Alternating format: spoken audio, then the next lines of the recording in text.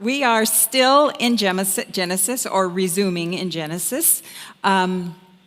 Just a reminder, the reason we are doing Genesis is that it lays out the big story of the world. It is the beginning of the world. It is the beginning of us and everything between us and God. That's Genesis.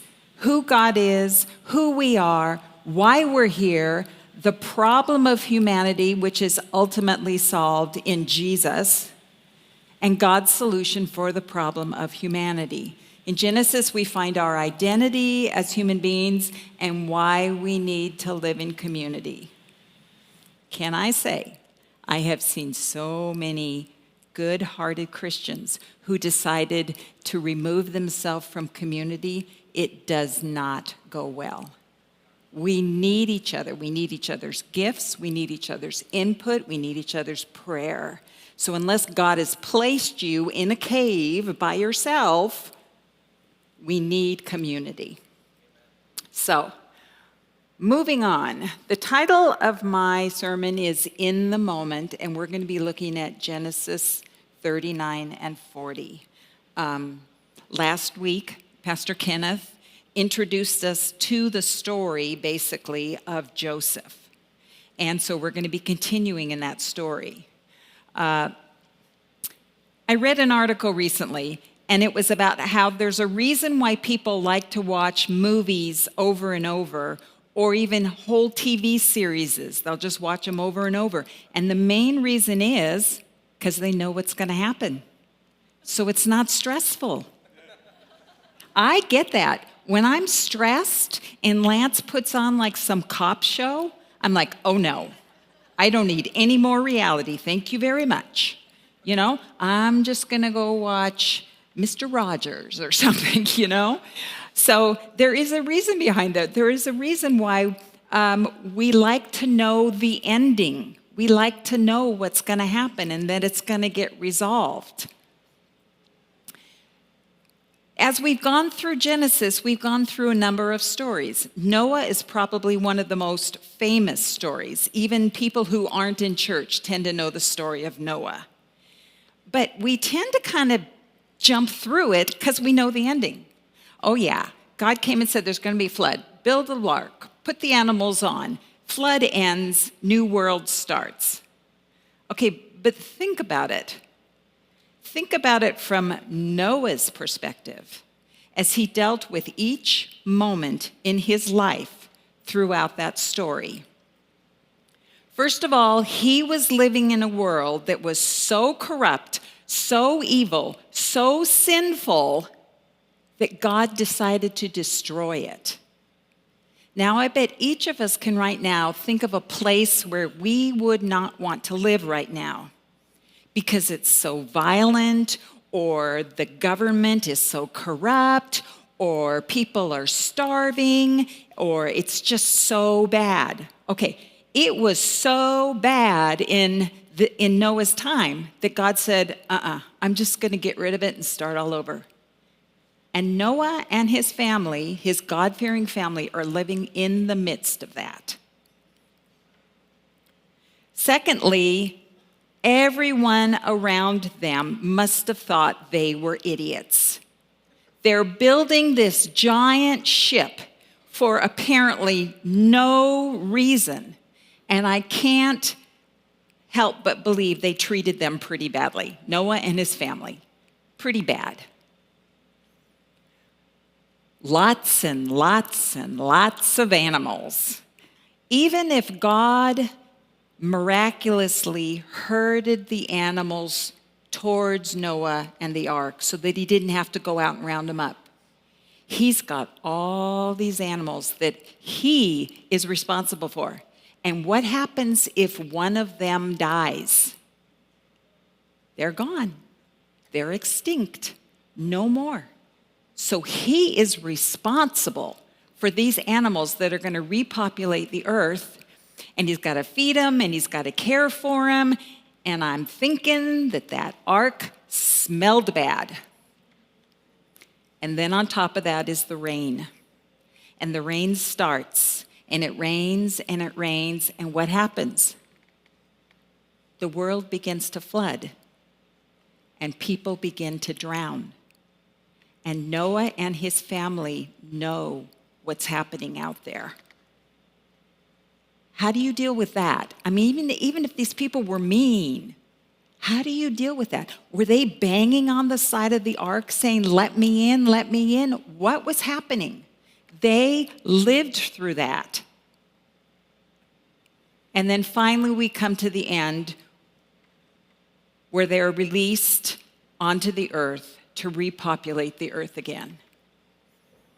But when we think of Noah and the ark, we think of that story of the ark and the rainbow and the animals and the brand new pristine earth. And we forget about all those moments of fear and anxiety and panic, depression. How long is this going to last? Noah went through all of that. That's the story of Noah and the ark. So today we're going to continue on with the story of Joseph.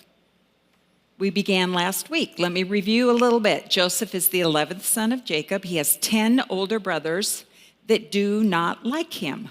Why don't they like him? Because Dad has made it very clear that Joseph is his favorite. Now, I got to say, in my mind, this is not a good parenting strategy. And part of this whole problem, I'm blaming on Dad for making it obvious to all of the other kids that Joseph is his favorite. On top of that, Joseph is only 17 years old, and he's got him going out and like spying on his brothers and reporting back to Dad. No wonder they hated him. He's this punk kid that is their dad's favorite. And then to top it all off, the beautiful coat that everyone can see. In case you were wondering, I am Dad's favorite. See my coat? This is what's happened so far. Now, as far as the brothers go, they obviously hated him. They resented him. They were jealous of him. So they decided to kill him. Not a good choice, but that was their idea. Then, instead of killing him, they decided to dump him in a pit and leave him there to die. Then, when the slavers come along, they go, wait, we can sell him to the slave traders and make some money. So this is where we are now in the story. Now, when we look at this story, most of us know the ending. They know that God is going to bring all this around to something very important. He's setting the scene for several things, but one of them is that Joseph is going to save his family. But what Joseph sees in the moment is this is the worst day of his life. As the slave traders are carrying him off to another country, Egypt, away from his family, away from everything he knows, away from his dad who loves him, away from his security. This is what he's experiencing in the moment. Was he angry? I would think so. Was he frightened? I would think so. Did he have faith? We hope so. We hope he did. But let's be honest. His brothers wanted to kill him, and then they threw him in a pit to die, and then they sold him to a slaver. That can erode your faith. Starting in verse 1. Now Joseph had been taken down to Egypt. Potiphar, an Egyptian who was one of Pharaoh's officials, the captain of the guard, bought him from the Ishmaelites who had taken him there. The Lord was with Joseph so that he prospered, and he lived in the house of his Egyptian master. Okay, this is good. When the master saw that the Lord was with him and that the Lord gave him success in everything he did, Joseph found favor in his eyes and became his attendant. Potiphar put him in charge of his whole household, and he entrusted to his care everything he owned. So Joseph might have at that point been aware, wow, God is protecting me. Or maybe he's so caught up in the fact that he is a slave in a foreign land and he's not doing that great. But things are looking up. Now Joseph was well built and handsome, And after a while, his master's wife took notice and said, "Hey, come to bed with me." But he refused. And he said, "My master's withheld nothing from me except you because you are his wife. How then could I do such a wicked thing and sin against God? How could I do such a wicked thing against my master who's been good to me and to my God?" This is our first clue that he hasn't completely lost faith with everything bad that's gone on. And though she spoke to Joseph day after day, he refused to go to bed with her or even be with her. He has made a good choice. He has chosen to do the right thing, to do the good thing, to do the respectful thing towards his master, to do the honorable thing, and the godly thing. As a man of God, he has made the right choice, and he should receive his reward. And then, one day, he went into the house to attend to his duties, and none of the other household servants were there, and the wife caught him by his cloak and said, "Come to bed with me," and he ran for his life, and she's left holding the cloak. And when she saw that he had left, she was angry. And so she called the household servants and she says, "Look what this guy's done. He came in and he tried to force me to go to bed with him, and I have his cloak here to prove it, and I screamed. And then he heard me scream and he ran away." So she kept the cloak as proof, and then she told her husband this story. "The Hebrew slave that you brought us came to me and tried to make sport of me, but as soon as I screamed for help, he left his cloak and ran out of the house." Now, did he stop and say, "Oh, well, let me hear his side of the story"? No. When the master heard the story, he burned with anger, and Joseph's master took him and put him in prison, the place where the king's prisoners were confined. That is his reward for being a good man. What we see is God setting the scene for Joseph to move on to greater things in God's plan, because again, we know the end of the story. But in the moment, he's again having the worst day of his life, and I'm sure he's angry at the wife, and I'm sure he's frightened because he's been tossed into prison. And does he have faith? Well, hopefully it's been growing because he's seen God moving in his life. But that doesn't mean he's not angry or frightened. While Joseph is in prison, the Lord was with him and showed him kindness and granted him favor in the eyes of the prison warden. So again, God is showing him favor. The warden put Joseph in charge of all those that were in the prison, and he was made responsible for everything that was done there. So again, God is showing him favor. And he's probably recognizing this, even though he's still in prison. Sometime later, and let me remind you, sometime later, when we read this story, it goes, I'm in Potiphar's house and everything's going really well, and then his wife tries to seduce me and I refuse her, and then I get thrown in prison, and then the next thing that happens is these two guys are going to come and get put in prison. No. Sometime later. We don't know how long, but he was in there for a while. The cupbearer and the baker of the king of Egypt offended their master, and they got thrown into prison. And Joseph was there with them and was put in charge of them. After they'd been in custody for some time, so again, some time has passed. He's been in prison a while. Each of the two men had a dream on the same night. When Joseph came to them the next morning and saw that they were dejected, he asked them, "Why do you look so sad today?" "We both had dreams," they answered, "but there is no one to interpret them." Then Joseph said to them, "Do not interpretations belong to God? Tell me your dreams." This is our first really strong example that Joseph is recognizing that God is with him. God gave me some dreams way back in the day, but step by step, I think his faith is being built because he has seen God acting on behalf of him, and he has seen that God is with him. So the chief cupbearer told Joseph his dream. In my dream, I saw a vine in front of me, and on the vine were 3 branches, and as soon as it budded, it blossomed, and its clusters ripened into grapes. And Pharaoh's cup was in my hand, and I took the grapes and squeezed them into Pharaoh's cup and put the cup in his hand. This is what it means, Joseph said to him.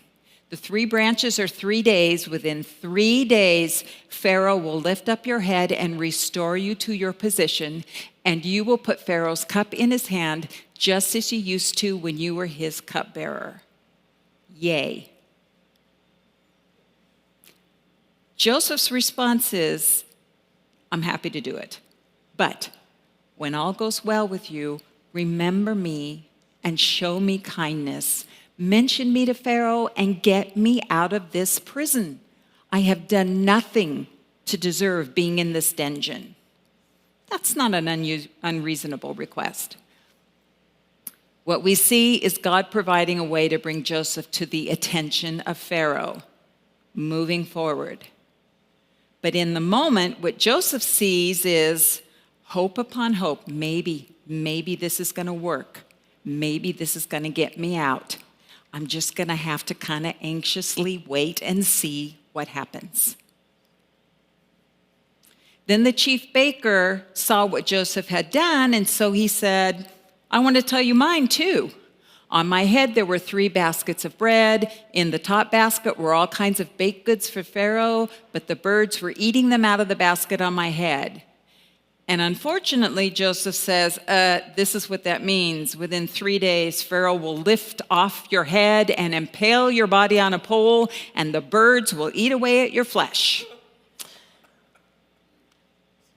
They don't tell us what the response was to that, but he told them the truth. Now the 3rd day was Pharaoh's birthday, and he gave a feast for all of his officials, and he lifted up the heads of the chief cupbearer and the chief baker in the presence of his officials. He restored the chief cupbearer to his position, and he impaled the chief baker just as Joseph had said he would. The chief cupbearer, however, did not remember Joseph. He forgot him. And now the story is to be continued. And let me just say, a couple weeks ago, when I looked at the preaching assignments and I saw that I was smack in the middle of the story and I didn't get to go on to the good part, I was like, what? What? This is stupid. Who came up with this idea? That might be what I said. But the point is, it didn't seem logical to me. But you know what? This is how we live our lives. We don't know the end of the stories. We don't necessarily know why things are happening. This is reality. And this week, the fires, Tuesday night, the wind was pushing the Altadena fire towards where we live in Glendora. And we have family in the Palisades. We didn't know the ending. We didn't know what was going to happen. That's reality. In Joseph's life, we see God's plan unfolding. Yay, God. Spoiler alert, the good stuff isn't going to happen for yet another 2 years. You'll find out next week. 2 more years, guys. But in the meantime, Joseph is maturing into a godly man of integrity. Imagine if Joseph, 17-year-old Joseph, had suddenly been thrust into the position where he's going to be in the Pharaoh's household. That would not have been a good thing. God is able to use all these things that are happening and that he's been going through to bring him to a place where he's ready for what God has for him. In the moment, again, cupbearer forgot about him. He's disappointed. He's angry. I'm sure he's thinking, what? I'm going to be in this prison for the rest of my life? I mean, I'm not starving. I'm not being tortured. But that's on the whim of the head guard. If I displease him, who knows what's going to happen? Will I ever see my family? Will I ever get to go home? Will I ever be a free man? But I'm betting there's also a little bit of faith there, because God has been moving in his life. And if he stops and settles and thinks about it, he probably calms down and says, all right, right now, in this moment, I'm going to trust God, which is kind of exactly what we have to do. Most of you know this verse or have heard it, and we know that in all things God works for the good of those who love him, who have been called according to his purpose. But do we really know it? I mean, know it in our hearts. Do we know it? Or do we just hope we know it or want to know it? Because that's a hard one. In all things, God works for the good of those who love him. That doesn't necessarily come naturally. Well, just before that verse in Romans, it says, the Spirit helps us in our weakness. We do not know what we ought to pray for, but the Spirit himself intercedes for us through wordless groans. And he who searches our hearts knows the mind of the Spirit, because the Spirit intercedes for God's people in accordance with the will of God. Have you ever been there? Have you ever been in that moment where you were full of despair or fear or sadness or frustration or anger, anxiety, and you didn't even know what to pray? That's what the Holy Spirit is there for. And Joseph didn't have that. We have the Holy Spirit living within us, access to the Holy Spirit at any time. Joseph didn't even have that. Lean on the Spirit. That's what he's there for. Jesus said, and I will ask the Father, and he will give you another advocate to help you and be with you forever. That's what we have when we are in the moment and don't know the ending of the story. Here's another verse that most of us have heard or know. Trust in the Lord with all your heart and lean not on your own understanding, from Proverbs. But you know what's before that? Do not forget my teaching, but keep my commands in your heart. How do you trust someone if you don't know them?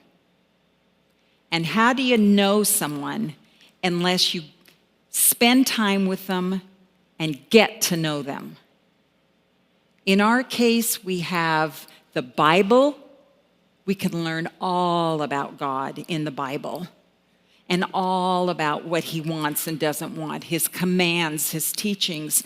And you know, I was thinking today as we were worshiping, when we worship, we are speaking words of truth about God and to God. It helps us to know who God is. And when we know who he is, I guarantee we can trust him. Lean on the Holy Spirit. That's what he's there for. Get to know who God is if you don't already know. I will remember the deeds of the Lord. Yes, I will remember your mercies of long ago. I will consider all your works and meditate on your mighty deeds. From Psalms. You got to know that that's what Joseph was relying on. He was thinking back to all the times that God had been with him and with his father and with his grandfather, all of the mighty deeds of the Lord. And prior to this verse in Psalms, I cried out to God for help. I cried out to God to hear me. When I was in distress, I sought the Lord. At night, I stretched out my untiring hands, and I would not be comforted. I have been in a place where I could not be comforted. I cried out to the Lord, and I could not be comforted. But prior to that, the psalmist says, then I thought, to this I will appeal, the years when the Most High stretched out his right hand. This is what I'm going to do. I'm going to reach out to the one who has helped me and touched me and healed me and been there with me before. I will remember the deeds of the Lord. I will remember your miracles of long ago. I will consider your works. I will meditate on your mighty deeds. I'm going to look back and I'm going to relive those things. And I'm going to recognize and acknowledge that God was there here and here and here and here. And I'm going to reflect on those things and contemplate those things and get them deep into my mind and my heart so I will not forget. So when we are in the moment, in that place that is so hard, we lean on the Spirit. We get to know who God is and that we can trust him. And we remember what he has already done for us, for those we love and care about, and throughout the Bible. Now here's reality. This week, I'm working on my sermon. And I kind of have the outline in my mind. And I've gotten pretty far along. And I get to Thursday, and we find out that my mother-in-law lost her house and her daughter lost her house. And everything inside of me crumbles. My stomach was in knots. My head, it's like it short-circuited. I couldn't think. I went to the grocery store, walked up and down the same aisle 3 times looking for the crackers that were right there. I could not think. And I sat down thinking, okay, I got to finish my sermon. I got to finish these slides. I don't know what to do. I don't know what to pray. I don't know how to respond. I don't know what to do. I don't know what's going to happen. What's Holly, my mother-in-law, what's Holly going to do? What are Peter and Susie and the grandkids going to do? And I look at my sermon slides, and it says, lean on the Spirit. And I stop, and I close my eyes, and I just start talking to the Holy Spirit. And I tell him that I'm confused, and I don't know what to do, and I don't know how to respond, and I cry a little, and I beg a little, and I complain a little, but I leaned on the Holy Spirit, because you know what? He's the only one that can give me the peace that surpasses all understanding. He's the only one. Now, fortunately, I already know who God is. And I already know that he's trustworthy. And I know that I can have faith in his goodness and his love. Fortunately, I already know those things, and I can hold on to them. And then I actively started remembering all the amazing things that God has done in my life and in the lives of my family and the people that I love. And all the times that he took us and others through really difficult times and brought good things out of it. That doesn't mean that those times weren't hard or that they didn't hurt, that I didn't need to heal from them. but I could see God's goodness and God's hand once I was through them. But at the time, in the moment, all I could do, like I'm doing right now, is lean on the Spirit, know that I can trust God, and remember what He's already done. As I finish, let me ask the worship team and the prayer team to come up. So when we talk about in the moment, I guess all I really want you to remember is that God is in those moments with you. It doesn't matter if it feels like it. What matters is it's the reality. And if you're sitting here right now and you are in a moment where you are struggling because you don't know the future, you don't know the answer, you don't know how it's going to resolve, this is your chance to lean into the Holy Spirit. Know that you have a God that you can trust. And remember the things He has done before.